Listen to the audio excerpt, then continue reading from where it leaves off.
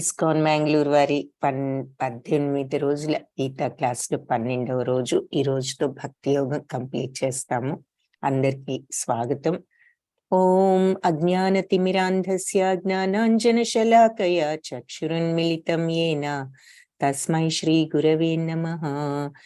నమో ఓం విష్ణుపాదాయ కృష్ణప్రేష్ఠాయ భూతలే శ్రీమతే భక్తి వేదాంత స్వామి ఇతి నామినే.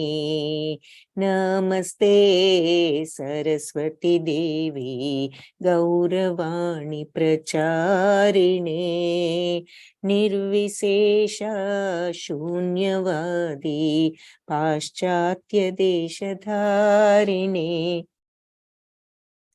हे कृष्णा करुणा सिंधो दीनबंधो जगत्पते गोपेश गोपिका कांता राधा कांता नमोस्तुते. तप्त कांचन गौरांगी राधे बृंदावनेश्वरी वृषभानुसुते देवी प्रणमामि हरिप्रिये. जय श्री कृष्ण चैतन्य प्रभु नित्यानंद श्री अद्वैत गदाधारी श्रीवासादि गौर भक्त वृंद.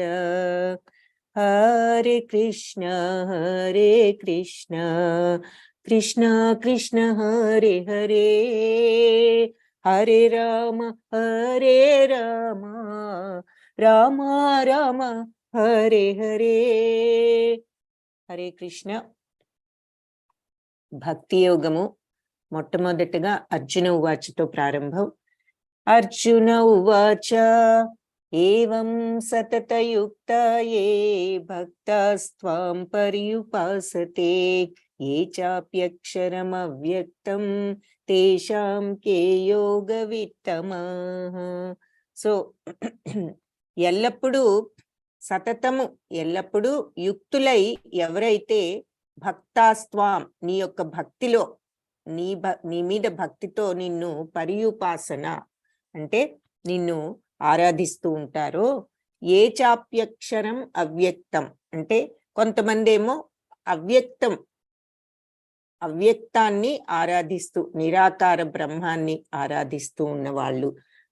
తేషాంకే యోగ విత్తమా, వీళ్ళల్లో ఎవరు ఎక్కువ యోగంలో ఉత్తములు అని చెప్పి అడుగుతున్నారు. యోగ పరిపూర్ణులు ఎవరు అంటే ఎల్లప్పుడూ నీ భక్తిలో నెలకొని ఉండే భక్తులు, లేదంటే ఈ బ్రహ్మాన్ని ఆరాధించేవారు.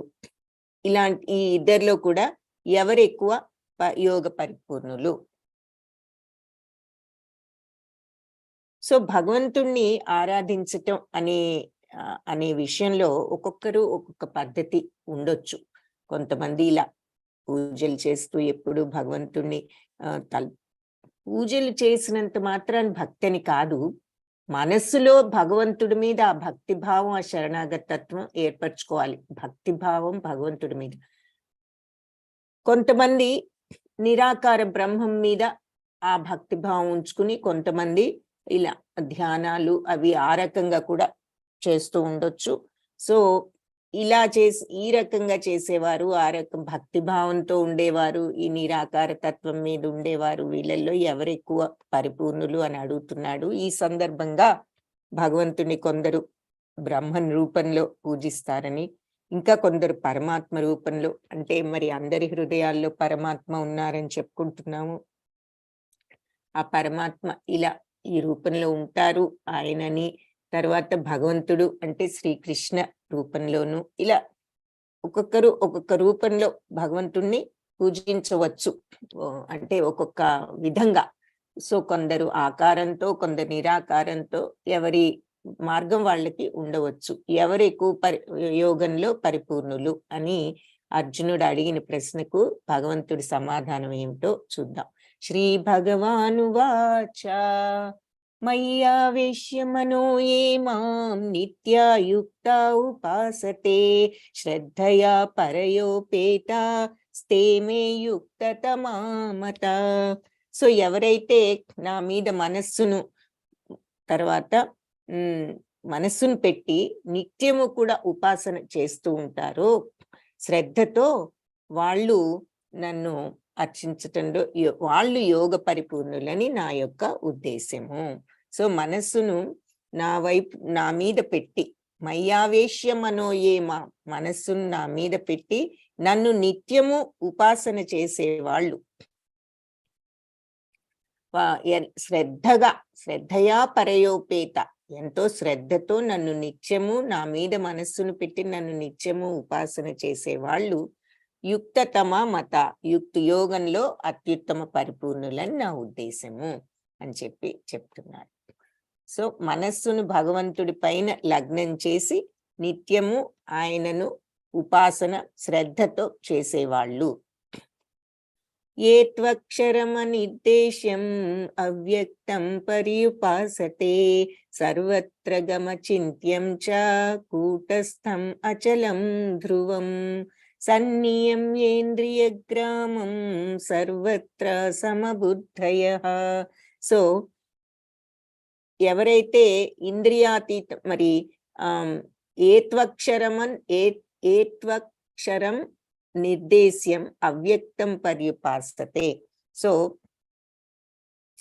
అవ్యక్తాన్ని ఉపాసన చేసేవారు సర్వత్ర గమచింత్యం చ కూటస్థం అచలం ధ్రువం. సో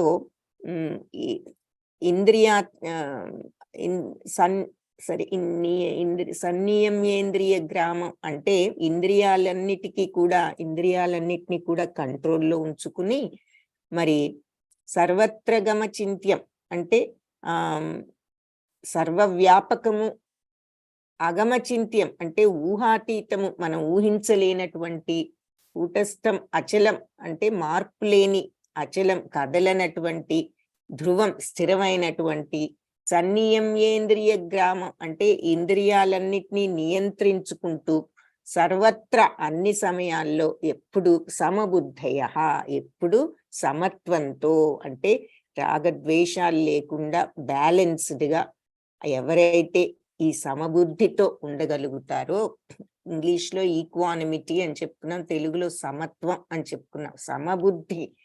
సమబుద్ధి అంటే ఏంటి? ఏ సమయంలోనా ఒకే రకంగా ఉండగలగటం అంటే ద్వంద్వాలకు రియాక్షన్ లేకుండా ఉండటం, ద్వంద్వాలకు అతీతంగా ఉండగలగటం. ద్వంద్వాలు అంటే ఏమిటి? ఆపోజిట్స్. ఏమిటి ఆపోజిట్స్? ఎగ్జాంపుల్స్ ఎవరైనా చెప్పగలిగితే చాట్ బాక్స్ లో టైప్ చేయండి. ద్వంద్వాలు అనే మాటకు ఎవరైనా ఎగ్జాంపుల్స్ చెప్పగలిగితే, ఇంగ్లీష్లో ఆపోజిట్స్, తెలుగులో ద్వంద్వాలు అంటాం. వీటికి అతీతంగా అంటే ఏదైనా సరే ఆపోజిట్స్ లో ఏది జరిగినా ఒకే రకంగా ఉండగలిగే వాళ్ళు అని చెప్పి అర్థం. సో ఎవరికైనా ఈ ద్వంద్వాలు అంటే ఏమిటి, ఏమైనా ఎగ్జాంపుల్స్ తెలిసినట్లయితే చాట్ బాక్స్ లో టైప్ చేయండి, లేదంటే నేను ఇంకా ఫ్యూ మినిట్స్ లో ఆన్సర్ చెప్తాను. సో ఇక్కడ ఏమంటున్నారు అంటే, ఇందాక నా మీద మనస్సును పెట్టి శ్రద్ధతో నిత్యము నన్ను ఉపాసన చేసేవాళ్ళు పరిపూర్ణులు, యోగ పరిపూర్ణులు అని నా అభిప్రాయం. మళ్ళీ ఇక్కడ ఏమంటున్నారు, అలాగే అక్షరం నిర్దేశం అవ్యక్తం పర్యుపాసతే. అక్షరం ఏది? నాశనం లేనటువంటి ఈ నిరాకార తత్వం, ఈ అవ్యక్త తత్వాన్ని ఉపాసన చేసే వాళ్ళు కూడా సర్వత్ర గమచింత్యం అంటే సర్వవ్యాపకము, అగమచింత్యం ఊహాతీతము, మరియు మార్పులేని, కూటస్థం అచలం కదలని, ధ్రువం స్థిరమైన, ఇవన్నీ దేనిని వర్ణిస్తున్నారు? ఈ రకంగా బ్రహ్మం, మనము బ్రహ్మం అంటాము. బ్రహ్మం అంటే ఏమిటి? అది కూడా, అందులో కూడా నేనే ఉన్నానని చెప్తారు భగవంతుడు.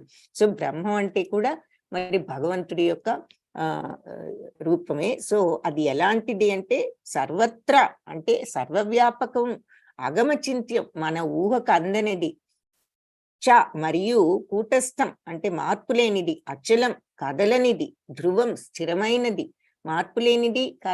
మార్పులేనిది అంటే ఏమిటి? భగవంతుడు మరి సత్, చిత్, ఆనంద అని చెప్పుకున్నాం కదా. సత్ అంటే ఎన్నటికీ మార్పు లేనిది, ఇది చాలా ఇంపార్టెంట్ పాయింట్ అన్నమాట. ఈ డెఫినిషన్ సచ్చిత్తానంద అంటే ఏమిటి, ఎవరు సచ్చిత్తానందులు? భగవంతుడు, మన ఆత్మ సచ్చిత్తానంద. ఎందుకు?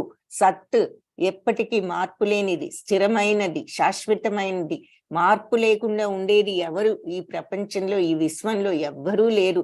మనకు మార్పు ఉంటుంది, మన శరీరానికి మార్పు ఉంటుంది, జంతువులకు, పక్షులకు, మరి అన్నిటికీ మార్పు ఉంటుంది, చెట్లకు, ఆఖరికి విశ్వానికే మార్పు ఉంటుంది. విశ్వమే ఎన్నటికీ ఉండదు శాశ్వతంగా.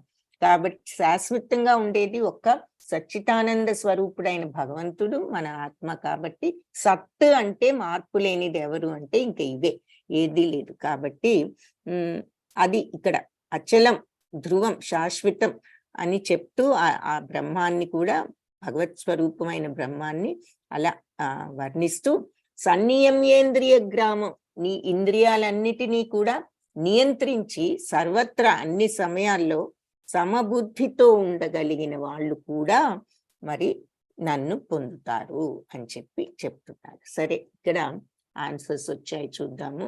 ఆపోజిట్స్ అంటే ఏమిటి అన్న దానికి. పద్మజ మాతాజీ సుఖ దుఃఖాలు, వెరీ గుడ్. శిరీష మాతాజీ సుఖ దుఃఖాలు, happiness, sadness, very good. Sameer Prabhuji మంచి చెడు, రాగద్వేషాలు, excellent, very good. So Lakshmi Mataji 2 రకాల ఆలోచనలు, ఓకే.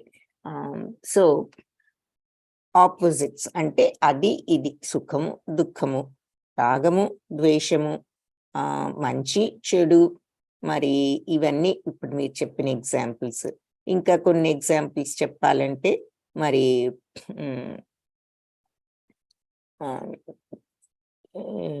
ముఖ్యమైనవి మీరు అన్ని కూడా లిస్ట్ చేశారు. మనం ఇంకా ఈ ద్వంద్వాలు ఇంకా కొన్ని చూస్తాము ఈ చాప్టర్లో. బట్ మెయిన్ పాయింట్స్ అన్ని కూడా మీరు కవర్ చేశారు. ఆపోజిట్స్, గౌరవము, అవమానము, మరి తర్వాత పొగట్ట, నింద. ఎవరైనా పొగిడినా నిందించినా ఒకే రకంగా ఉండగలిగే వాళ్ళు, ఎవరైనా మరి అవమానించినా గౌరవించినా ఒకే రకంగా ఉండగలిగే వాళ్ళు, అది ద్వంద్వాలకు అతీతంగా ఉండేవాళ్ళు అని చెప్పి అర్థం అన్నమాట. సో ఎలా అయినా చూడు, వాళ్ళల్లో వాళ్ళు ఎప్పుడూ బ్యాలెన్స్ గానే ఉంటారు. నువ్వు వాళ్ళని గౌరవించి కుర్చీ మీద కూర్చోబెట్టినా ఒకే రకంగా ఉంటారు, నీకు ఈ కుర్చీ తగదు నువ్వు కింద కూర్చోన్నా వాళ్ళు ఒకే రకంగా ఉంటారు. సో గౌరవమైన అవమానమైన ఏదైనా వాళ్ళు సేమ్ వెంట రియాక్ట్ అవ్వరు. అంటే వాటన్నిటికీ ఈ ద్వంద్వాలకు అతీతులు. అది ఎప్పుడు వస్తుంది? మన ఇంద్రియాలను మనం కంట్రోల్ చేసుకోగలిగినప్పుడు వస్తుంది, సెన్సెస్ ని కంట్రోల్ చేసుకున్నప్పుడు. ఇప్పుడు ఎవరైనా ఏదైనా అనగానే మన చెవులు వింటాయి, వెంటనే మైండ్కి పంపిస్తాయి, చూడు నిన్ను ఇలా అన్నాయి అని ఆ సౌండ్ మనం మైండ్కి పంపించగానే మైండ్ వెంటనే రియాక్ట్ అయిపోతుంది. మనల్ని ఇలా అంటారా వాళ్ళు అని మనకు కోపం వచ్చేస్తుంది. సో ఒక్కొక్కసారి ఆ కోపం వచ్చి మనం ఇంకా ఇష్టం వచ్చినట్లు ఏదైనా అనొచ్చు. బుద్ధి ఒక్కొక్కసారి నీకెందుకు, నువ్వు ఊరుకో అని చెప్పినా వినకపోవచ్చు మనస్సు. సో ఇవన్నీ ఎందుకు జరుగుతున్నాయంటే సెన్సెస్ కంట్రోల్ లేకపోవటం వల్ల. ఆ ఇంద్రియాలను కంట్రోల్ చేసుకుని మనస్సును కంట్రోల్ చేసుకోగలిగినప్పుడు మనం ఈ ద్వంద్వాలకు అతీతంగా వెళ్ళగలుగుతాము, ఆ సమత్వాన్ని తెచ్చుకోగలుగుతాం. సో ఎవరైతే ఈ సమస్త ఇంద్రియాల నియంత్రణ ద్వారా అందరి పట్ల సమభావం కలిగి, అంటే మనల్ని శత్రువైనా మిత్రుడైనా ఒకటే వాళ్ళకు, మనకి ఎవరైనా మనల్ని అవమానించే వాళ్ళనైనా ఒకేలాగా ఉంటారు, మనల్ని గౌరవించే వాళ్ళకైనా ఒకే రకంగా ఉంటారు. సో అలా ఇంద్రియాల నియంత్రణ ద్వారా అందరి పట్ల సమభావం కలిగి అందరి సమక్షంలో నిమగ్నమై సంక్షేమంలో అందరి మంచిని కోరేవాళ్ళు, అది కూడా చాలా సర్వత్రా సమబుద్ధయ, అందరి పట్ల ఒకే రకంగా ఉంటూ అందరి మంచిని కోరేవాళ్ళు, వాళ్ళు కూడా చివరికి నన్ను పొందుతారు అని చెప్తున్నారు. సో 2 రకాలుగా భగవంతుడి మీదే మనస్సును పెట్టి ఆయన నిత్యము ఇక ఆయన ఆరాధిస్తూ, అంటే పూజే చేస్తూ ఉండమని కాదు. పూజ చేసినంత మాత్రాన్ని మనస్సులో భక్తి లేకపోతే ఉపయోగం లేదు. అక్కడ ఆరాధన అంటే ఏమిటంటే మనస్ఫూర్తిగా మనస్సును భగవంతుడికి సమర్పించి ఉండగలగటం, ఆ శరణాగతి తత్వం. ఉదాహరణ, బెస్ట్ ఎగ్జాంపుల్, కంప్లీట్ శరణాగతి తత్వం గోపికలు, గోపబాలు. వాళ్ళకి శ్రీకృష్ణుడు తప్ప రెండవ ఆలోచన లేదు. ఏది చేసినా వాళ్ళు ఫిజికల్ గా ఎన్నో పనులు చేస్తూ ఉండేవారు, కానీ వాళ్ళ మనసు ఎప్పుడు శ్రీకృష్ణుడి మీదే ఉండేది, ఆయన పట్ల ప్రేమతో నిండి ఉండేది. ఆ తర్వాత ఇలా మరి ఇక మనకి ఎంతో మంది భక్తులు మనం చూసాం. త్యాగరాజు ఏమిటి, రామదాస్ ఏమిటి, మీరాబాయి ఏమిటి, ఇలా రకరకాలుగా మరి భగవంతుడి నామజపం చేస్తున్న ఈ హరిదాస్ ఠాకూర్ లాంటి నామాచారులు ఏంటి, ఇలాంటి భక్తులు చాలా మంది మనకి ఎగ్జాంపుల్స్ చూస్తున్నాం. అవన్నీ దానికి ఎగ్జాంపుల్స్. కొంతమంది ఈ రకంగా భగవంతుడి యొక్క ఈ బ్రహ్మం మీద కాన్సన్ట్రేట్ చేసి వాళ్ళ ఇంద్రియాలన్నీ నియంత్రించుకుని అందరి పట్ల సమభావం కలిగి అందరి సంక్షేమం కోరుతూ ఇలా ఈ మార్గంలో ఉండేవాళ్ళు కూడా నన్ను పొందుతారు. అయితే ఏం చెప్తున్నారు అంటే, క్లేశోధికతరస్తేషాం అవ్యక్తాసక్త చేతసాం అవ్యక్తా హి గతి దుఃఖం దేహవద్భిరవాప్యతే. అయితే క్లేశోధికతరస్తేషాం, చాలా కష్టతరమైనది ఏది, అవ్యక్తాసక్త చేతసాం, అవ్యక్త మార్గంలో నన్ను ఆరాధించే వాళ్లకు అది కొంచెం కష్టం ఆ మార్గం. అవ్యక్తాహి గతి దుఃఖం, ఎందుకంటే ఈ మార్గం చాలా ఈజీ కాదు. దేహవద్భిరవాభ్యతే, ఈ దేహదారులకు ఈ మార్గంలో పురోగతి సాధించాలంటే చాలా కష్టం అని చెప్తున్నారు. సో భగవంతుడి యొక్క అవ్యక్త నిరాకార తత్వం, అవ్యక్త రూపం, దాని పట్ల ఆసక్తి ఉన్న వారికి పురోగతి కష్టంగా ఉంటుంది. ఆ విధంగా పురోగతి సాధించటం దేహదారులకు ఎప్పుడు కష్టమే. ఇక్కడ మరి ఈ అవ్యక్తం మీద మనస్సును పెట్టి ఈ రకంగా ఎన్నో మనం అష్టాంగ యోగం కూడా చూసాము. అలా చేసేటటువంటి వాళ్ళు పొందుతారు, కాకపోతే కష్టతరమైన మార్గము అని చెప్తున్నారు. ఏతు సర్వాణి కర్మాణి మయి సన్యస్య మత్పరః అనన్యేనైవ యోగేన మాం ధ్యాయంత ఉపాసతే తేషామహం సముద్ధత్త మృత్యు సంసార సాగరాత్ భవామి న చిరాత్ పార్థ మయ్యావేశిత చేతసాం. నేను చెప్పాను, ఇది ఈ చాప్టర్ లో 12-20 శ్లోకాలే ఉన్నాయి ఈ 12th చాప్టర్ లో. అన్ని కూడా ఇంపార్టెంట్. చాలా మంది ఈ చాప్టర్ చదువుతూ వంట చేయటం, ఎందుకంటే మంచిది భక్తి యోగం అని చేస్తూ ఉంటారు. అన్ని శ్లోకాలు కూడా నేర్చుకుంటూ ఉంటారు. సో ఈ చిన్న చాప్టర్ అయినా చాలా ముఖ్యమైన చాప్టర్ అన్నమాట. ఓకే, లలిత మాతాజీ, 2 రకాల ఆలోచనలు, మనస కర్మణ శరణాగతి పొందటం, అది భక్తికి అర్థం. ఏతు సర్వాణి కర్మాణి మై సన్యస్య మత్పరః, ఎవరైతే సర్వకర్మలు సన్యసించి అన్ని నాకు అర్పించి చేస్తారో, మరి సన్యసించటం అంటే ఏం చెప్పుకున్నాం? సన్యాసం అంటే వైరాగ్యం అంటే ఏమిటి? వదులుకోవటం. ఏం వదులుకోవాలి? పనులన్నీ వదులుకోవటం కంటే రాగద్వేషాలు వదులుకోవాలి. అవి వదులుకుని అది గోపికలు చేసిన పని. వాళ్ళు సమస్తం భగవంతుడికి సమర్పించి చేసేవారు. వాళ్ళు ఏం పని చేయకుండా కూర్చున్నారా? తెల్లవారు లేచిన దగ్గర నుంచి వాళ్ళకి ఎన్నో పనులు ఉండే ఇంట్లో, సమస్తం చేసేవారు. కానీ అన్ని కర్మలు, సర్వాణి కర్మాణి మై సన్యస్య, నాకు ఇచ్చేసి, నాకు అర్పించి, మత్పరః, ఇచ్చేసి అంటే రాగద్వేషాలు వదులుకుని నాకు అర్పించి, వాటి మీద నువ్వు ఆసక్తి లేకుండా అది భగవంతుడికి అన్నట్లుగా ఆయన కోసం చేస్తున్నాననే విధంగా నువ్వు నాకు అర్పించి, అనన్యేనైవ యోగేన, అనన్య వేరే చింత అనేది అన్య చింతన లేకుండా అని అర్థం.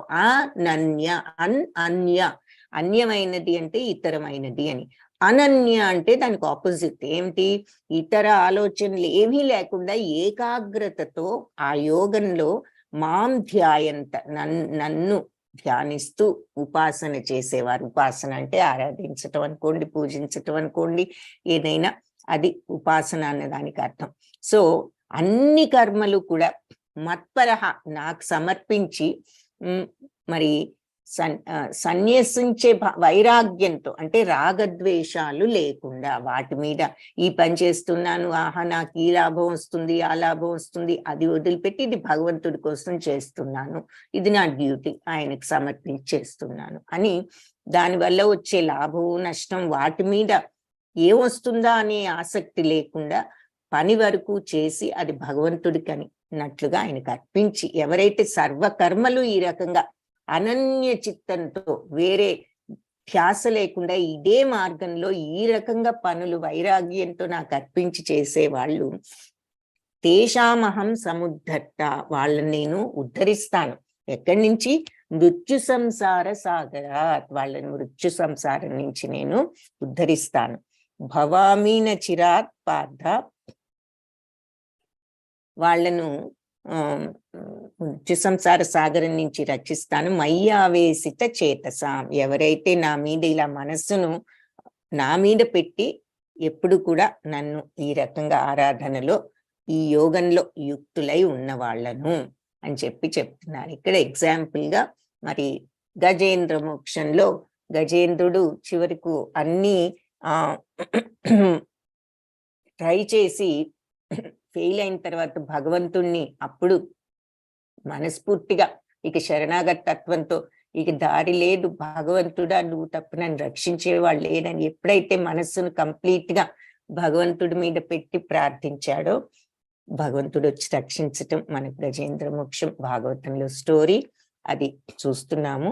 సో అది ఇక్కడ చెప్తున్నారనమాట. సో ఎవరైతే కర్మలన్నీ మళ్ళీ చూస్తే ఎగ్జాక్ట్ మాట, సర్వాణి కర్మాణి, సర్వ కర్మలు నాకు మత్పరహ నాకు సమర్పించి, మరి అనన్యేనైవ యోగేన, సన్యసించి అంటే అక్కడ మై సన్యస్య అంటే నాకు సమర్పించి, మత్పరహ నా కోసం అన్నట్లుగా, అనన్యేనైవ యోగేన ఇక విచలనం లేని మైండ్తో ఇదే రకమైన మనస్తత్వంతో కాన్సన్ట్రేట్ చేసి ఈ యోగంలో నన్ను ధ్యానిస్తూ ఉపాసన చేసే వాళ్ళని నేను ఉద్ధరిస్తాను. మృత్యు సంసార సాగరం నుంచి నన్ను ధ్యానిస్తూ ఆరాధించే వాళ్ళను అని చెప్తున్నారు. ఎప్పుడు నన్ను మనసులో పెట్టుకుని అన్ని పనులు చేస్తున్నా నాకు అప్పగించి ఈ విచలనం లేకుండా మత్పరహ అంకిత భావంతో చేసే వాళ్ళను నేను ఈ మృత్యు సంసార సాగరం నుంచి రక్షించటం అంటే ఏమిటి?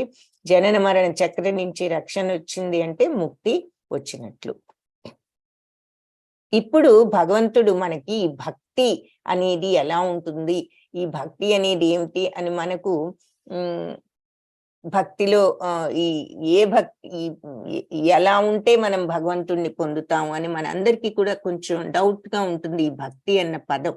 సో ఈ భక్తి అనేది ఎన్ని రకాలు, ఎలా ఉంటుంది అనేది 12th చాప్టర్లో వివరిస్తారు. ఇదంతా అయిపోయిన తర్వాత అసలు ఆ భక్తులు అనే వాళ్ళ లక్షణాలు ఎలా ఉంటాయి అని కూడా వివరిస్తారు. సో మనకి భక్తి అంటే ఏమిటో అర్థం అవ్వాలంటే ఈ చాప్టర్ చదవాలి. ఆ భక్తి మార్గంలో ఉండేవాళ్ళు వాళ్ళ లక్షణాలు ఎలా ఉంటాయి, వాళ్ళు ఎలా ప్రవర్తిస్తారో తెలుసుకోవాలి. మనం కూడా అలా ఉండాలంటే కూడా ఈ చాప్టర్లో ఆ ఇన్ఫర్మేషన్ ఉంది. కాబట్టి ఈ చాప్టర్ అందుకని చాలా ఇంపార్టెంట్ అన్నమాట భక్తి యోగంలో. సో మొట్టమొదటిగా ఇప్పుడు ఇదంతా చెప్పి, సో నన్ను డైరెక్ట్ గా నన్ను పూజ చేసే వాళ్ళైనా, బ్రహ్మం అవ్యక్త రూపంలో పూజ చేసే వాళ్ళైనా ఇద్దరూ పొందుతారు. డైరెక్ట్ గా పొందేవాళ్ళు ఎలా ఉత్తములు యోగ పరిపూర్ణులు, నన్ను బ్రహ్మ రూపం అవ్యక్త రూపంలో పూజించే వాళ్ళు కూడా ఇంద్రియాలన్నిటినీ కంట్రోల్ చేసుకుని సర్వత్రా సమబుద్ధయ, ఎప్పుడు అన్ని టైమ్స్ లో ఈక్వానిమిటీతో బ్యాలెన్స్డ్ గా అందరి పట్ల ఒకే రకంగా అందరి సంక్షేమంలో ఆశించే వాళ్ళు కూడా నన్ను పొందుతారు అని చెప్పారు. అయితే ఆ మార్గం అవ్యక్త రూపంలో పురోగతి సాధించటం కొంచెం కష్టం అని కూడా చెప్పారు. ఇప్పటి వరకు అది చెప్పారు. ఇంకా ఏం చెప్తున్నారంటే ఏ పని అయినా నువ్వు చెయ్యి, పని చేసేసి నువ్వు సన్యసించక్కర్లేదు అని ఇక్కడ అర్థం. నువ్వు పనులు చేస్తూనే నాకు ఆ పనులన్నీ అన్ని సర్వకర్మలు నాకు అర్పించి నువ్వు రాగద్వేషాలు లేకుండా ఈ అనన్య చిత్తంతో ఈ మార్గంలో గనక నువ్వు మనస్సును నా మీద పెట్టి నువ్వు అన్ని కర్మలు చేస్తూ ఉంటే నిన్ను నేను మృత్యు సంసార సాగరం నుంచి వాళ్ళని నేను బయటపడేస్తాను, మోక్షాన్ని ఇస్తాను అని చెప్పి చెప్తున్నారు. సో చెప్పి ఇప్పుడు ఆ భక్తి అనేది ఎలా ఉండాలి, మరి నా మీద మనసు పెట్టి సర్వకర్మలు కూడా మయి సన్యస్య మత్పరః అనన్యేనైవ యోగేన, ఈ అనన్య యోగంలో ఎవరైతే, ఈ యోగం అంటే మరి కళ్ళు మూసుకుని ఆ రకంగా తపస్సులు ఇదే చెయ్యక్కర్లేదు, దీనిని కూడా యోగం అంటున్నారు. ఏది అన్ని కర్మలు చేస్తూనే మనస్సును భగవాన్ ఎగ్జాంపుల్ ఎప్పుడు ఇది ఎలాగో అంటే బెస్ట్ ఎగ్జాంపుల్ మళ్ళీ చెప్తున్నాను, గోపికలు అన్ని పనులు చేస్తూనే వాళ్ళని మించిన భక్తులు లేరు. గోపబాలురు కూడా అంతే, వాళ్ళు భగవంతుడు ఈయన అమ్మో శ్రీకృష్ణుడు అని కాదు వాళ్ళ భక్తి. గోపబాలురికి ఏమీ తెలియదు, కానీ వాళ్ళకి తెలిసిందల్లా అనునిత్యం కృష్ణుడి సాంగత్యంలో ఉండాలి, అనునిత్యం కృష్ణుడి వేణునాదం వినాలి, అనునిత్యం కృష్ణుడి మాటలు వింటూ ఉండాలి. వాళ్ళు తెచ్చుకున్న చల్లులు అరగించుట అనేది కూడా మనకి భాగవతంలో ఒక చాప్టర్ ఉంటుంది. ఆ చద్దన్నం తెచ్చుకుని అన్ని కృష్ణుడికి ముందు ఇస్తూ ఉండేవారు తినమని. సో ఆ రకంగా వాళ్ళు భగవంతుడి మీద స్వచ్ఛమైన ప్రేమ అనమాట, ఆయన దగ్గర ఉండాలి. అది ఆ కృష్ణుడు ఏదో ఈ ప్రపంచానికి అంతటికీ కూడా ఆయన సృష్టికర్త అనే ఉద్దేశం కూడా కాదు, వాళ్ళకి సహజంగా భగవంతుడి మీద ఆ ప్రేమ, ఆయన మాటలు, ఆయన సాంగత్యం మీద అంత ప్రేమ ఉండేది గోపబాలురికి గోపికలకి కూడా. సో అందుకని వాళ్ళు భక్తి మార్గంలో భక్తులలో వాళ్ళని నంబర్ 1 ఎగ్జాంపుల్స్ గా చెప్పవచ్చు అన్నమాట. మరి ఇక వాళ్ళకి శ్రీకృష్ణుడు లేకపోతే వాళ్ళకి సమస్తం కూడా చీకటి, ఎప్పుడూ శ్రీకృష్ణుడి సాంగత్యంలో సమక్షంలో ఉండాలని కోరుకునేవారు.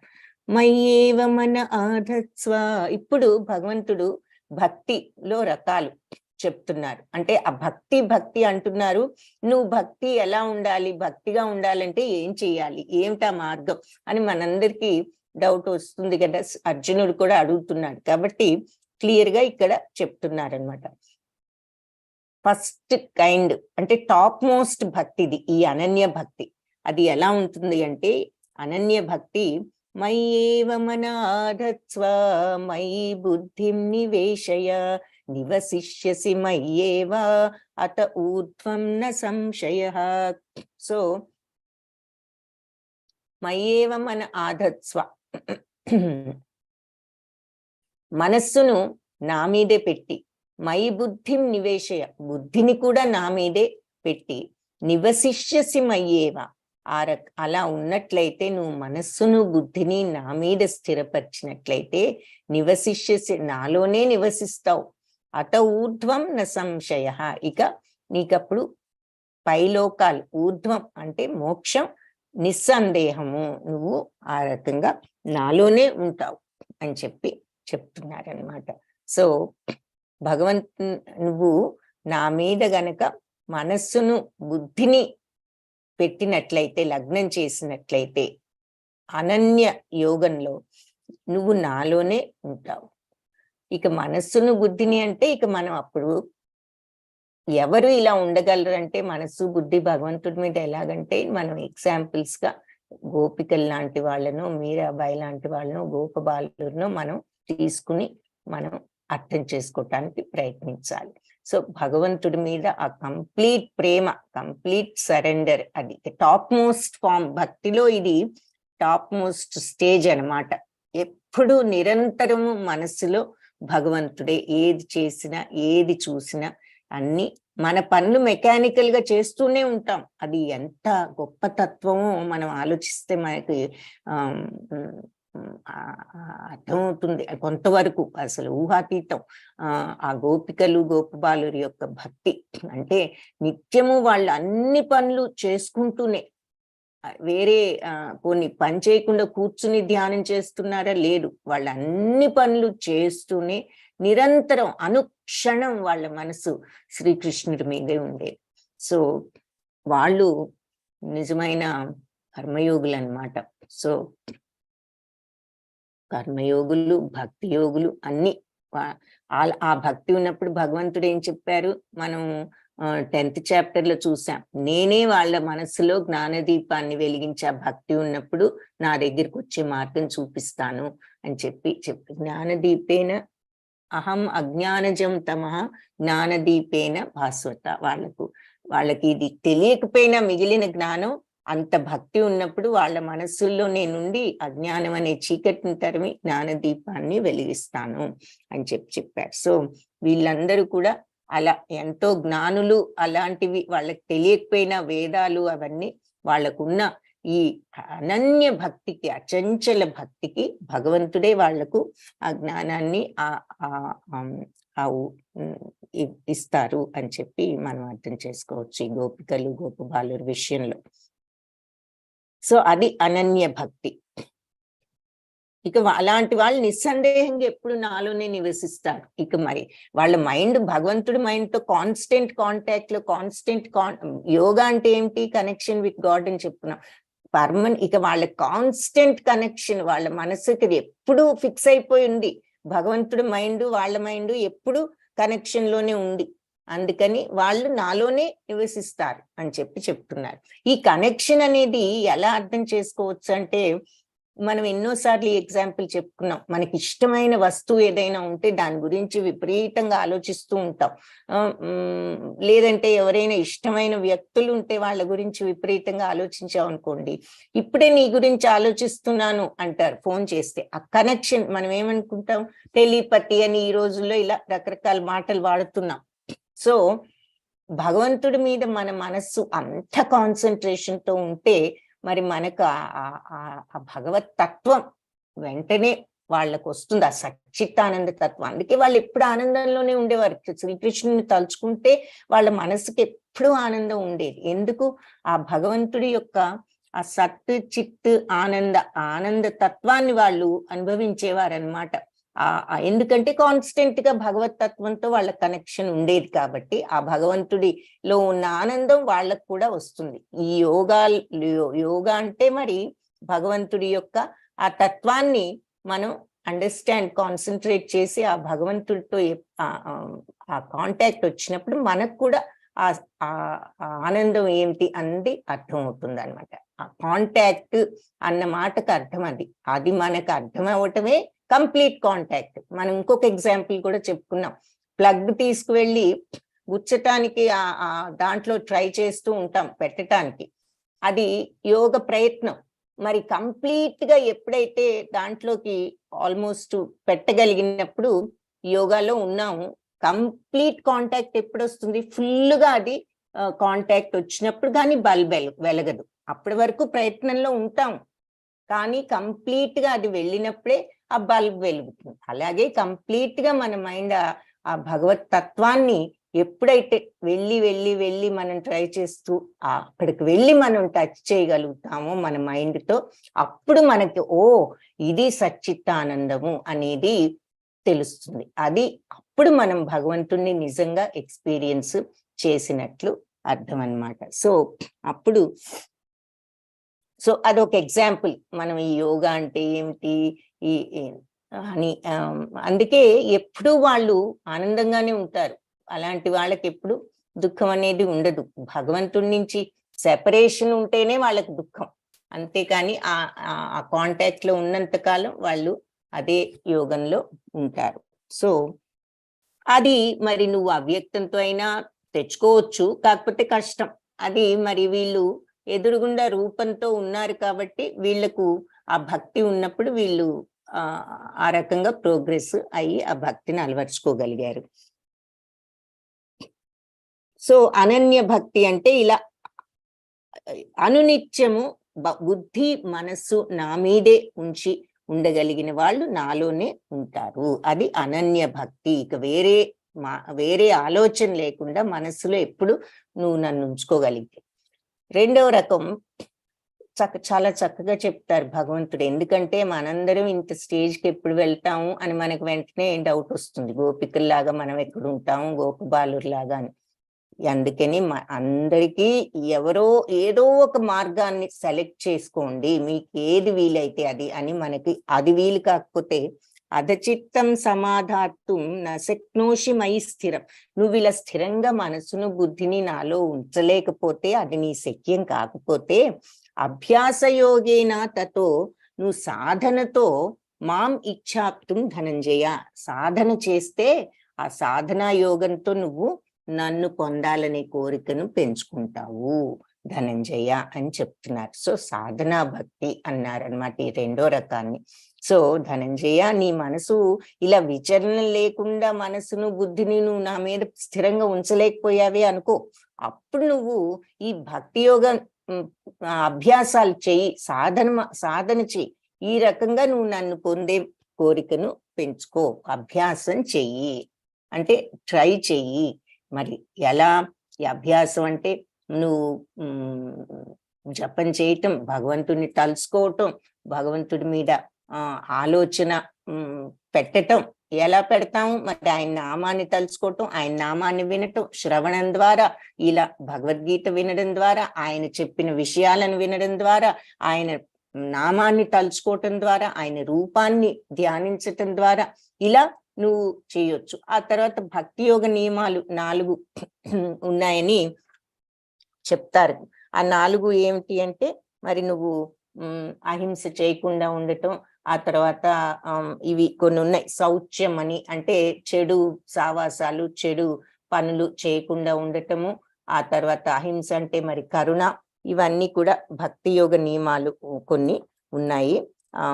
అలా పాటిస్తూ మంచి మార్గంలో ఉంటూ అని అర్థం. ఎవరికీ హాని చేయకుండా నువ్వు మంచి మార్గంలో ఉంటూ, ఇలా నువ్వు భగవంతుడిని గురించి వింటూ ఈ రకమైన మార్గంలో నువ్వు సాధన చెయ్యి. నీకు భక్తి మెల్లగా నన్ను పొందాలి అనే కోరిక నీకు పెరుగుతుంది అని చెప్తున్నారు. అందుకని దీనిని సాధనా భక్తి అన్నారు.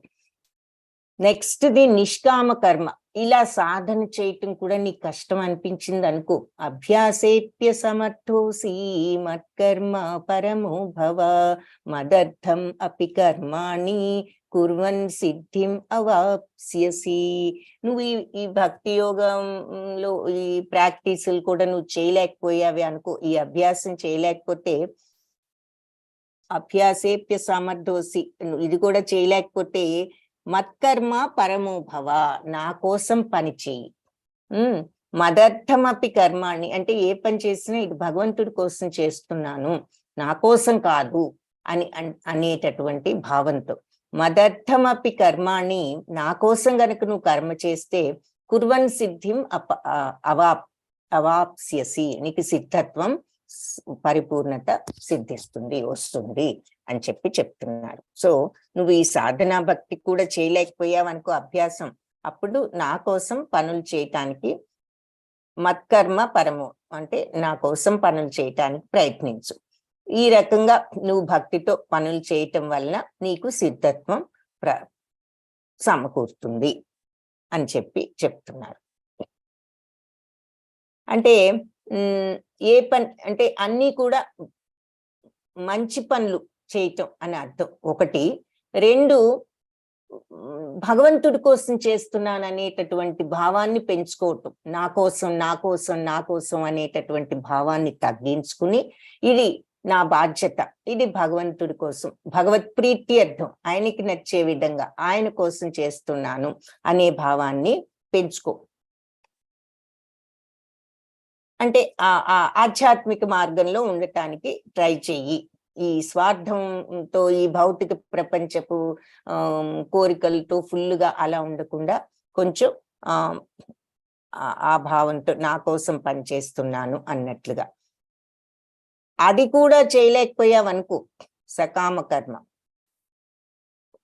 అప్పుడు భగవంతుడి కోసం చేస్తున్నాను అనే ఫీలింగ్ నీకు ఆయన కోసం చేస్తున్నా అంటే, నేను ఇంకా ఈ భౌతిక ప్రపంచ కోరికలు ఇంకా అవి కావాలి, ఇవి కావాలి, ఇంకా పెద్ద ఇల్లు కొనుక్కున్నా, ఇంకా పెద్ద కారు కొనుక్కున్నా అంటే ఎంతసేపు భక్తి అనే భావం లేకుండా ఈ భౌతిక ప్రపంచంలో కూరుకుపోయి ఈ కోరికలు ఈ ఇంద్రియాలను సంతృప్తి పరచటానికే కాకుండా కొంచెం భగవత్ మార్గంలో ఏది చేసినా సరే ఇది భగవంతుడికి నచ్చుతుందా, భగవత్ ప్రీత్యర్థం, ఆయనకు సమర్పించి చేస్తున్నాను అనేటటువంటి ఉద్దేశంతో నువ్వు పనులు చెయ్యి. అది కూడా సాధ్యం కాలేదే అనుకో నీకు.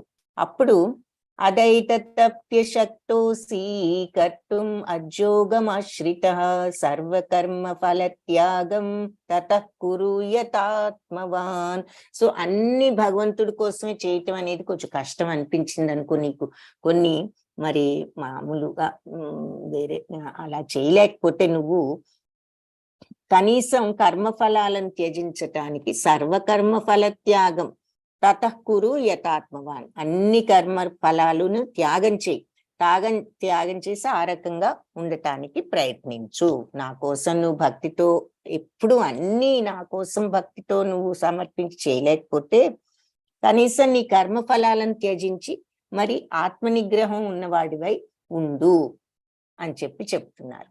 సో కర్మఫలాలు త్యజించటం అంటే ఏమిటో మనం 3rd, 4th చాప్టర్స్, 5th చాప్టర్లో చాలా డీటెయిల్డ్ గా చూసాం. అంటే రాగద్వేషాలు వదులుకుని ఇప్పుడు నాకు అది కావాలి, నాకు ఇది కావాలి అనేటటువంటిది వదులుకో. పోనీ భగవంతుడికి సమర్పిస్తున్నాను అనుకోకపోయినా కనీసం అది ఏదైనా రాగద్వేషాలు వదులుకోవడం అంటే పని చెయ్యి శ్రద్ధగా. ఆ పని వల్ల నీకు నష్టమైనా లాభమైనా నువ్వు విపరీతంగా రియాక్ట్ అయిపోవద్దు, సమత్వంతో ఉండు అని చెప్తున్నారు. అలా సమత్వంతో ఉండటం నేర్చుకో. కనీసం భగవత్ ప్రీత్యర్థం చెయ్యాలి, నేను అన్ని భగవంతుడికి సమర్పించి అని నువ్వు అనుకుని ప్రతిదీ అలా చేయలేకపోతే కనీసం ఒక పని చేసినప్పుడు ఆ రిజల్ట్స్ ఎలా ఉన్నా నువ్వు బ్యాలెన్స్డ్గా ఉంటూ నేర్చుకో.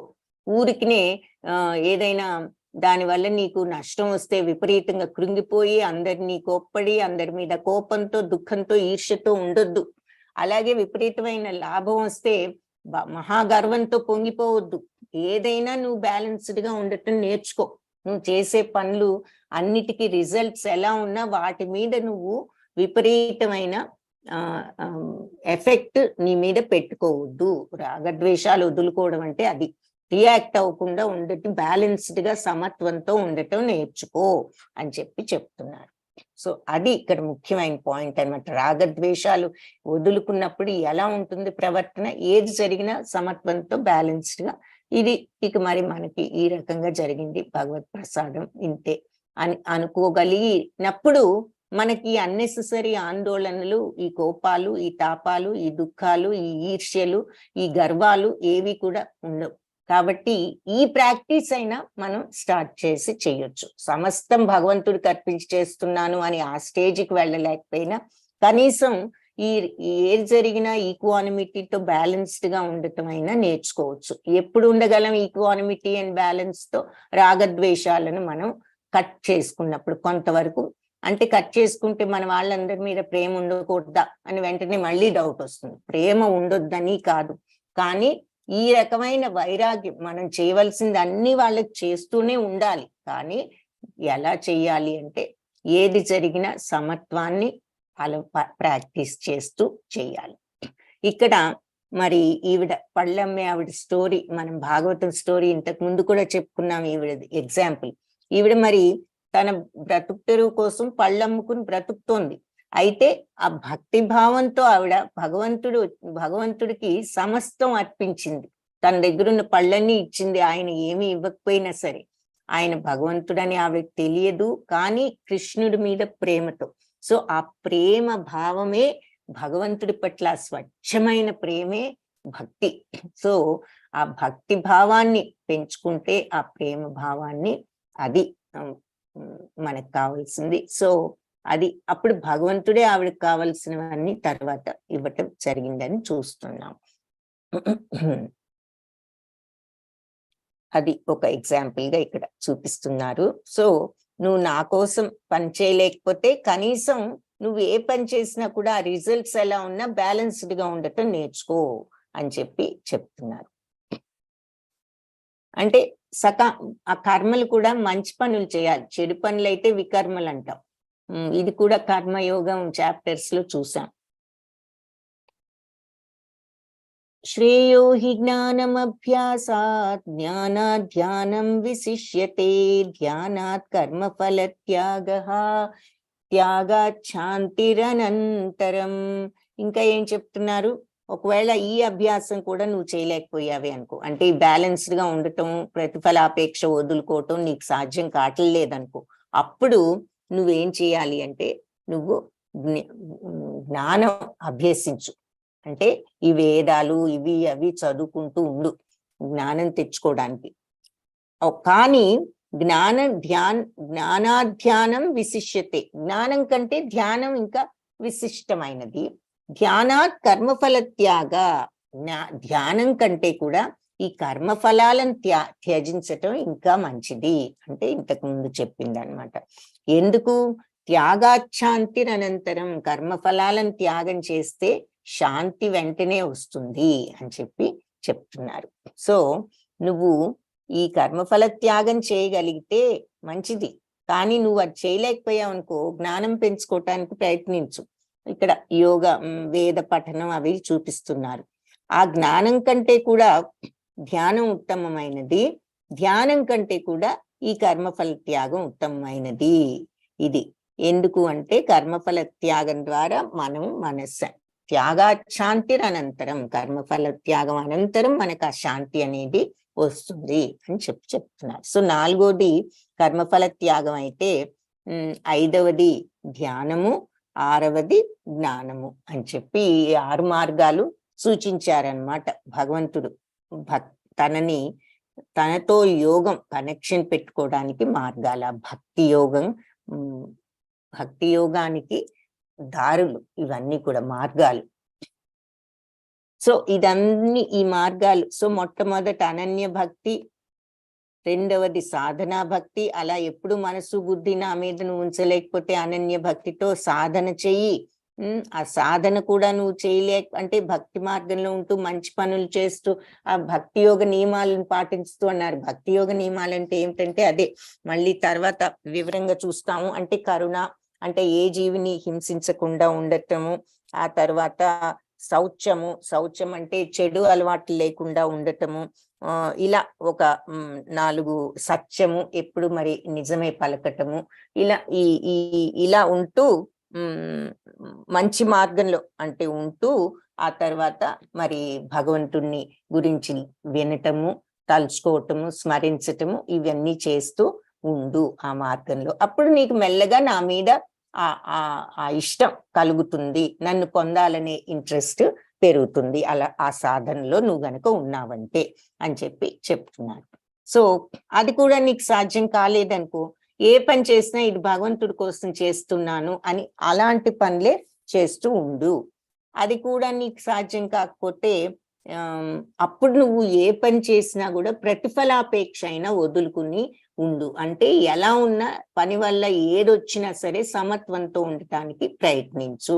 అంటే నీ సెన్సెస్ ని కంట్రోల్ చేసుకో అని చెప్పి కొంతవరకు అలా రియాక్షన్ లేకుండా నువ్వు ఉండగలగటం నేర్చుకో. అది కూడా నీకు చేత కాలేదనుకో, జ్ఞానం అభ్యసించు. కానీ జ్ఞానం కంటే కూడా బెటర్ ధ్యానం, అంటే ధ్యానం చేయటం. సో ధ్యానం కంటే కూడా కర్మఫల త్యాగం బెటర్. ఎందుకంటే ఎప్పుడైతే నువ్వు ఈ కర్మఫలాలను త్యాగం చేశావో, కర్మఫలాలను త్యాగం చేయటం అంటే మళ్ళీ వచ్చిన ప్రమోషన్ వదులుకోవటం, వచ్చిన లాభాన్ని వదిలేయాలా అని కాదు అర్థం. ఇంతకు ముందు కూడా చెప్పుకున్నాం. ఏమిటి దాని అర్థం? లాభం వస్తే పొంగిపోయి గర్వపడొద్దు, నష్టం వస్తే కృంగిపోయి దుఃఖించి అవతల వాళ్ళ మీద ఈర్ష్యపడొద్దు అని అర్థం. సో ఆ ఫీలింగ్స్ వదులుకో, ఆ రాగద్వేషాలు వదులుకో, సమభావంతో ఉండు. ఏది జరిగినా ఇది మనకి ప్రాప్తి అనేటటువంటి మెంటాలిటీ తెచ్చుకోగలుగుతాం. సో అది ఉన్నప్పుడు నిజంగానే మరి మనకి మనశ్శాంతి లేక ఏమవుతుంది? మరి ఆ ఫీలింగ్స్ లేకపోబట్టే మనకి ప్రతిదానికి మనకి కోపాలు తాపాలన్నీ కలుగుతున్నాయి. సో అది కూడా చేయలేకపోతే సరే జ్ఞానం నేర్చుకో, కానీ జ్ఞానం కంటే ధ్యానం బెటర్, ధ్యానం కంటే ఈ కర్మఫలాలు వదులుకోవడం బెటర్ అని 6 మార్గాలు చెప్పారు. ఇప్పుడు శుద్ధ భక్తులు ఈ భక్తిలో పరాకాష్ఠలో నిజమైన భక్తులు వాళ్ళ యొక్క మెంటాలిటీ ఎలా ఉంటుంది అనేది ఇక్కడ చెప్తున్నారనమాట. అద్వేష్ట సర్వభూతానాం 13th and 14th శ్లోకాస్లో అద్వేష్ట సర్వభూతానాం మైత్ర కరుణ ఏవచ నిర్మమో నిరహంకారః సమదుఃఖ సుఖ క్షమీ సంతుష్ట సతతం యోగి యతాత్మా దృఢ నిశ్చయ మయ్యర్పిత మనో బుద్ధిర్ యో మద్భక్త సమే ప్రియ. అద్వేష్ట సర్వభూతాన, అన్ని భూతాలంటే భూతాలు కాదు, జీవరాశులు అని చెప్పుకున్నాం. సర్వభూతానం, అన్ని సర్వజీవరాశుల పట్ల అద్వేష్ట, ద్వేషం లేకుండా ఉండటం అంటే అందరి పట్ల ప్రేమతో ఉండటం. మైత్ర, అందరి పట్ల మిత్రుత్వంతో ఉండటం. కరుణ, అందరి పట్ల జాలితో ఉండటం. అందరూ అంటే మనుష్యులే కాదు, సర్వ జీవరాశులు, జంతువులైన ఎవరి పట్లైనా ఆ జాలి. సో అందుకే అహింస అంటే మనుష్యుల పట్లే కాదు, జంతువుల పట్ల కూడా కరుణ ఉండాలి. అన్ని జీవరాశుల పట్ల ద్వేషం లేకుండా మిత్రుత్వంతో కరుణతో ఉంటారు. నిర్మమో నిరహంకారము. మరి ఈ మిథ్యాహంకారం అంటే ఈ భౌతిక అహంకారం అంటే నేను ఈ బాడీ అనుకుంటమే అహంకారం అన్నమాట. మనం ఆత్మ కాదు ఈ బాడీ అని, బాడీకి సంబంధించిన ఫీలింగ్స్ తోనే ఉన్నప్పుడే అది ఈ రకమైన భౌతిక మిథ్యాహంకారంలోకి వస్తుంది. నిర్మము, ఇది నేనే గొప్ప, అన్నిటికీ నేనే యజమాని అనే ఫీలింగ్ లేకుండా, అహంకారం లేకుండా. సమదుఃఖ సుఖ క్షమి అంటే సమదుఃఖ సుఖమైన దుఃఖమైన సమానంగా ఒకే రకంగా ఉండేవాడు, రియాక్షన్ లేకుండా ఏదైనా ఒకటే అనుకునేవాడు. క్షమి అంటే ఓర్పుతో ఉండేవాడు. సంతుష్ట సతతం, ఎప్పుడూ హ్యాపీయే, ఎప్పుడూ సచ్చిత్తానందంలోనే, దివ్యానందం నిత్యానందంలోనే ఉంటాడు. ఏ అన్నెసెసరీగా మనలాగా అదిలా అయింది ఇదలా అయింది అనే దిగులు దుఃఖం లేదు. ఏది జరిగినా ఇది ఇలా జరగాలి, ఇది నాకు ప్రాప్తి, ఇది భగవంతుడు నాకు ఇచ్చింది ప్రసాదం అనుకునే మెంటాలిటీ. యోగి యతాత్మ దృఢ నిశ్చయ. అలా సతతం సంతుష్టంగా ఉండే యోగి దృఢ నిశ్చయంతో ఈ యోగంలో నియుక్తుడై ఉండేవాడు. మయ్యర్పిత మనోబుద్ధి, బుద్ధిని మనస్సును నాకు అర్పించినటువంటి యో మద్భక్త, ఆ నా భక్తుడు సమే ప్రియ, అతను నాకు ప్రియుడు అని చెప్తున్నారనమాట. సో ఎలాంటి వాడు ఈ శుద్ధ భక్తుడు? భక్తి ఉన్నవాడు అంటే అన్ని జీవరాశుల పట్ల ద్వేషం లేకుండా, మిత్రుత్వంతో, కరుణతో, నేనేదో ఇది నాది, నాకు ఇవన్నీ ఉన్నాయి, నేను ఓనర్ని అనే ఫీలింగ్స్ లేకుండా, అహంకారం లేకుండా, సుఖమైన దుఃఖమైన సమానంగా ఏ పరిస్థితులైనా ఒకే రకంగా ఉంటూ, ఓర్పుతో ఉంటూ, సంతుష్ట సతతం ఎప్పుడూ సంతృప్తితోనే ఉంటూ, ఇలా ఈ యోగంలో ఎవరైతే దృఢంగా స్థితులై ఉంటారో, మనస్సును బుద్ధిని నాకు అర్పించి, మనస్సును బుద్ధిని భగవంతుడికి అర్పించగలిగినప్పుడే మనం ఇలా ఉండగలం. యో మద్భక్త, నా భక్తుడు అతను నాకు ప్రియమైన వాడు అని ఇక్కడ వర్ణిస్తున్నారనమాట. సో అన్ని జీవరాశుల పట్ల దయగల స్నేహితుడు, అసూయపడని వాడు, నేనే గొప్ప యజమాని అన్నిటికీ అనుకోకుండా, అహంకారం లేకుండా, ఆనందమైన సుఖం దుఃఖం రెండిట్లో ఒకే రకంగా ఉండేవాడు, సహనవంతుడు, ఎల్లప్పుడూ సంతృప్తితో ఉండేవాడు. మరి యోగి యథాత్మ దృఢ నిశ్చయ, మరి ఆత్మ సెల్ఫ్ కంట్రోల్ ఉన్నవాడు, దృఢ నిశ్చయంతో భక్తిలో ఉండేవాడు. మనస్సును బుద్ధిని నా పైన మయ్యర్పిత మనోబుద్ధి, మనస్సు బుద్ధి నా మీద పెట్టి స్థిరపరిచిన వాడు, అటువంటి నా భక్తుడు నాకు ప్రియమైన వాడు అని చెప్తున్నారు. ఇక్కడ హరిదాస్ ఠాకూర్ని చూపిస్తున్నారు. ఆయన మరి హరే కృష్ణ మహామంత్రాన్ని చైతన్య మహాప్రభు దగ్గర తీసుకున్న ముస్లిం మతస్థుడు.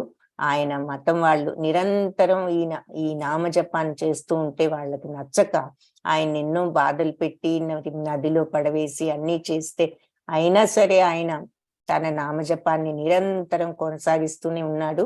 చివరికి చైతన్య మహాప్రభు చేతిలో ఆయనకు మోక్షం వచ్చింది. యస్మాన్నో ద్విజతే లోకోన్నో ద్విజతే చయః హర్షామర్ష భయోద్వేగై ముక్తో యస్స చ మే ప్రియా. సో ఏ ఒక్కరిని ఇంకా చెప్తున్నారు శుద్ధ భక్తుల లక్షణాలు. ఏ ఒక్కరిని బాధ పెట్టని వాడు, ఎవరి చేత హర్షామర్ష భయోద్వేగై అంటే ఆ సంతోషంలో గాని దుఃఖంలో గాని వాళ్లకు భయం గాని ఉద్వేగం గాని, ముక్తోయ భయ ఉద్వేగాల నుంచి బయటపడిన వాడు ఆందోళన రహిత, వాళ్ళకి ఇక ఏ విషయంలోనూ ఆందోళన భయం లేదు. ఎప్పుడుండవు ఆందోళన భయం, ఎప్పుడుంటాయి? ఏం జరుగుతుందో మనకు ఆ రాగము ద్వేషం, మనకి ఇది కావాలి అది కావాలి అనుకున్నప్పుడు అది జరగదేమో అని భయం, జరగదేమో అని నా ఆందోళన. అవన్నీ రాగద్వేషాలు ఉంటే వచ్చే లక్షణాలు అన్నమాట. అవన్నీ రాగద్వేషాలు లేనప్పుడు ఏదైనా భగవంతుడు ఏది ఇచ్చినా నేను రెడీ అనే సుఖమైన దుఃఖమైన అనే స్థితిలో నువ్వు ఉన్నప్పుడు ఇంక నీకు భయమే ఉంది, నీకు ఆందోళనే ఉంది. సో ఆ ఆందోళన భయానికి లేనివాడు అంటే అర్థం అది. హర్షామర్ష, దుఃఖమైన సుఖమైన ఏ స్థితిలో అయినా భయోద్వేగాలు లేనివాడు, ముక్తుడు, వాటి నుంచి బయటపడ్డవాడు, ఉద్వేగాల నుంచి. అలా ఎవరిని బాధ పెట్టడు, ఎవరి చేత ఉద్వేగానికి గురికాడు, సుఖమైన బాధైన ఒకేలాగా ఉంటూ భయాందోళన రహితంగా ఉన్న సచమే ప్రియ, సచమే ప్రియ, అటువంటి వాళ్ళు అతను నాకు ప్రియుడు. ఒక ఎగ్జాంపుల్ గా ఇక్కడ మరి ప్రభుపాదని చూపిస్తున్నారు. అనపేక్ష శుచిర్దక్ష ఉదాసీనో గతవ్యదః సర్వారంభ పరిత్యాగి యో మద్భక్త సమే ప్రియః. సో ఇవన్నీ ఇప్పుడు ఇంకా శుద్ధ భక్తుల లక్షణాలే చెప్తున్నారు. అనపేక్ష, దేని మీద కూడా కోరిక లేదు. శుచిర్దక్ష, పవిత్రమైన వాడు. దక్షుడు అంటే దక్షత ఉంది, శ్రద్ధ ఉంది, ఆ మార్గంలో స్థిరంగా ఉండగలిగిన వాడు. ఉదాసీనుడు అంటే ఏది జరిగినా ఒకే రకంగా ఉండగలిగిన వాడు. గతవ్యధ అంటే కలతలు లేకుండా అన్ని దుఃఖాలు వదిలిపెట్టాడు, అతనికి ఏ విషయమైనా ఒకటే. సర్వారంభ పరిత్యాగి అంటే ఏ వ్యవహారాలన్నిటిలో దేనిలో కూడా అతనికి స్వార్థ బుద్ధి లేదు, త్యాగం చేశాడు రాగద్వేషాల్ని. ఏదైనా అతనికి ఒకటే. యో మద్భక్త, అలాంటి నా భక్తుడు సమే ప్రియ, అతను నాకు ప్రియుడు. సో ఈ అనపేక్ష అంటే ఈ కోరికలు, భౌతిక ప్రపంచానికి సంబంధించిన ఈ కోరికలు, అలాంటి వాటి వెనక పరిగెత్తకుండా ఉండేవాడు. తర్వాత పవిత్రుడు, ఉదాసీనంగా బ్యాలెన్స్డ్ గా ఉండేవాడు. ఇవి కష్టాలున్నాయి నాకు అని, కలతలున్నాయి అని ఆ ఫీలింగ్స్ లేకుండా ఎవరైతే బ్యాలెన్స్డ్ గా ఉంటారో, ఆ వ్యధలన్నీ వదిలిపెట్టి మనకు ఆ వైరాగ్య తత్వం అన్నమాట ఇది. సర్వారంభ పరిత్యాగి, అన్ని వ్యవహారాల్లో కూడాను ఆసక్తి, రాగద్వేషాలు వదులుకోవటం, పనులు చేస్తున్నా వాటి మీద ఆ ప్రతిఫలాల మీద ఆసక్తిని త్యాగం చేయగలిగిన వాడు, అటువంటి భక్తుడు నాకు ప్రియుడు. యో న హృష్యతి న ద్వేష్టి న శోచతి న కాంక్షతి శుభాశుభ పరిత్యాగి భక్తిమాన్య సమే ప్రియ. సో ఎవరైతే ద్వేషం లేకుండా, మరి అటు విపరీతంగా పొంగిపోకుండా, ప్రపంచ సుఖాలకు పట్ల విపరీతంగా ఓలలాడకుండా, ఇదే సుఖము, ఇక ఇంద్రియాలను సంతృప్తి పరుచుకున్నాను అని ఎంతసేపు ఈ భౌతిక ప్రపంచ సుఖాలలో మునిగిపోకుండా, ఎవరిని కూడా ద్వేషించకుండా, మరి నశోచతి నా కాంక్షతి, వాళ్ళకి దుఃఖము లేదు, వాళ్ళకి దేని మీద అది కావాలి ఇది కావాలనే కోరికలు ఎక్కువ లేవు. శుభమైన అశుభమైన ఏదైనా ఒకటే, అన్ని కూడా త్యాగం చేశారు అంటే అన్ని వైరాగ్యం అన్నమాట, ఏదైనా ఒకటే అనేటటువంటి భావం.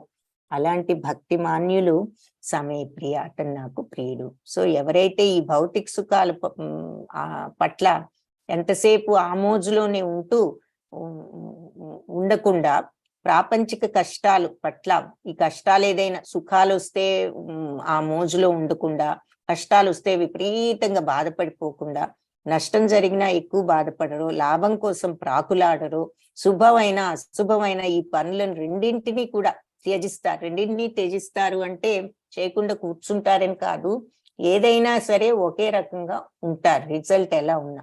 అలాంటి జనులు భక్తితో ఉన్న వాళ్ళు నాకు ప్రియమైన వాళ్ళు. ఇక్కడ ప్రహ్లాద్ మహారాజును చూస్తున్నాం. మరి ఆయన ఏనుగులు తొక్కుతున్నా, ఏది చేసినా, సముద్రంలో చేతులు కాళ్ళు కట్టి పడవేసిన, నిత్యము నారాయణ మంత్రాన్ని నోటి నుంచి దూరం చేసుకోలేదు. ఆయనకి మనస్సులో ఎప్పుడూ భగవంతుడి మీద ఆ భక్తి ఉండటంతో మరి ఆయన భగవత్ ప్రియుడు. అందుకే ఆయనని అనునిత్యం ఆయన కంటికి రెప్పలాగా కాపాడుకుంటూ వచ్చారు. సమశత్రౌ చ మిత్రే చ తథా మానాపమానయో శీతోష్ణ సుఖ దుఃఖేషు సమసంగ వివర్జితః తుల్య నిందా స్తుతిర్మౌని సంతుష్టో ఏన కేనచిత్ అనికేత స్థిరమతి భక్తిమాన్ మే ప్రియో నరః. ఇంకా శుద్ధ భక్తుల గురించి ఇంకా చెప్తున్నారు, వాళ్ళు ఎలా ఉంటారు. సమశత్రౌచ మిత్రేచ, మిత్రుడైనా శత్రుడైనా ఎవరినైనా సమంగా చూస్తారు. చతథా అలాగే మానాపమానయో, గౌరవం, మానం అంటే గౌరవం, అపమానం అవమానం, గౌరవం అయినా అవమానమైనా ఒకే రకంగా ఉంటారు. శీతోష్ణ చలైన వేడైన, సుఖ దుఃఖేషు సుఖమైన దుఃఖమైన, సమసంగ వివర్జిత సమభావంతో ఉంటారు. సంఘ వివర్జిత అంటే అందరికీ దూరంగా, సంఘానికి దూరంగా వదిలేసిన వాళ్ళు అని పైకి మీనింగ్ ఉన్నా దూరంగా, చెడు సావాసానికి దూరంగా ఉన్న వాళ్ళని అనుకోవచ్చు. ఇక్కడ రాగద్వేషాలను వదులుకోవటం, ఆ అటాచ్మెంట్, సంఘం అంటే అటాచ్మెంట్ అని చెప్పుకోవచ్చు. అటాచ్మెంట్స్ ని వదులుకున్న వాళ్ళు, రాగద్వేషాలు వదులుకోగలిగిన వాడు. తుల్యనుండా స్తుతిర్మౌని, సో నిందైనా స్తుతి అయినా, ఎవరైనా నిందించినా స్తుతించినా, నిన్ను ప్రైజ్ చేసినా తుల్య సమంగా ఉండగలిగిన వాడు. మౌని, మౌనంగా ఉండగలిగిన వాడు.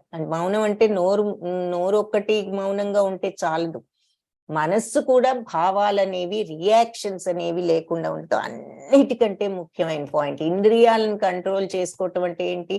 ఇంద్రియాలు ఊరికినే ఆ ఇన్ఫర్మేషన్ సప్లై చేస్తాయి, అవి థింక్ చేసి రియాక్ట్ అవ్వట్లా, ఈ ఇన్ఫర్మేషన్ ని మైండ్ కి సప్లై చేస్తున్నాయి.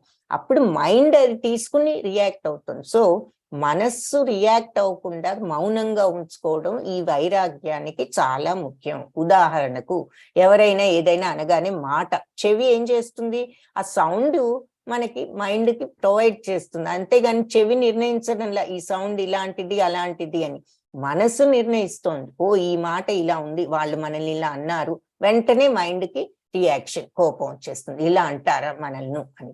ఆ మైండ్ ని క్వైట్ చేస్తే ఎవరేదనుకున్నా ఒకటే మనకు అనుకుంటే ఏ బాధ ఉండదు మనకి. సో అది మౌని అంటే అక్కడ నోరే కాదు, మైండ్ ని రియాక్షన్స్ లేకుండా కంట్రోల్ చేసుకోగలగటం, మనస్సును కూడా మౌనంగా ఉంచుకోవడం.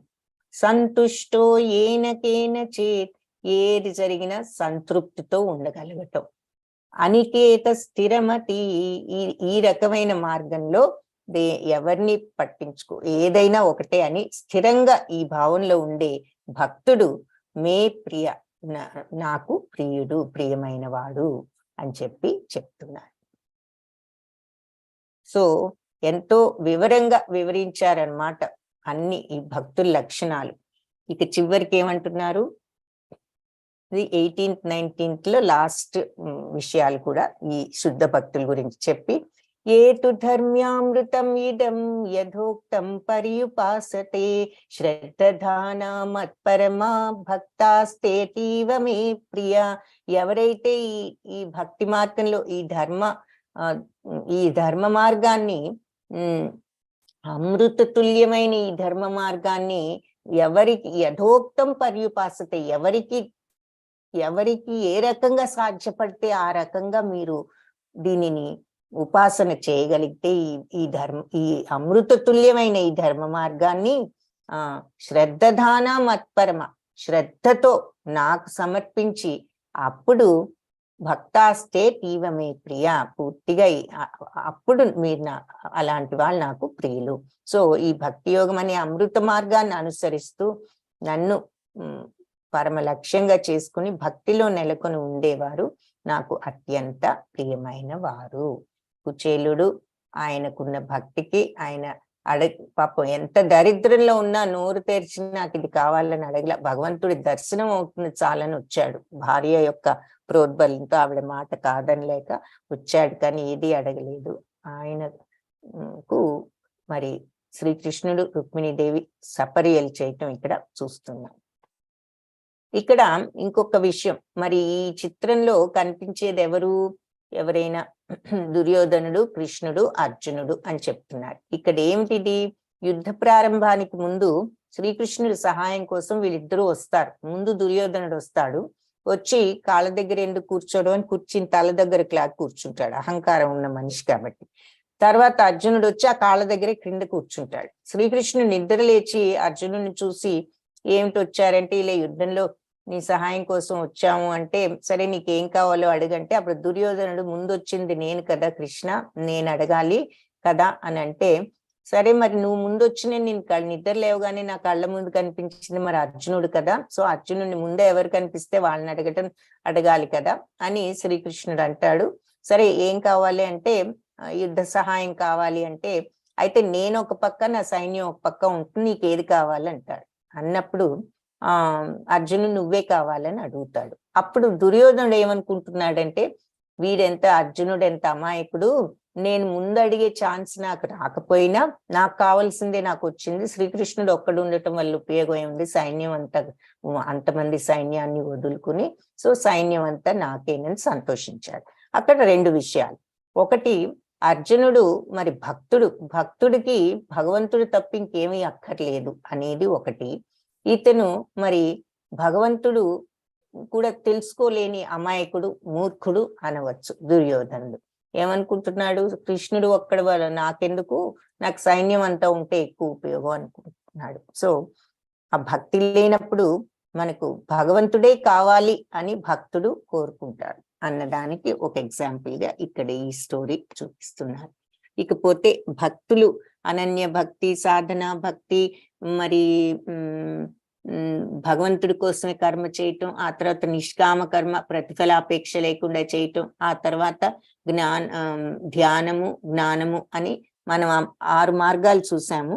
ఇక్కడ భాగవతంలో ఉన్న 9 భక్తి మార్గాలు మనం ఒకసారి చూడొచ్చు. శ్రవణం, కీర్తనం, విష్ణు స్మరణం, పాదసేవనం, అర్చనం, వందనం, దాస్యం, సఖ్యం, ఆత్మనివేదనం. ఈ 9 నవవిధ భక్తులు ఏదో ఒకటి చెయ్యొచ్చు.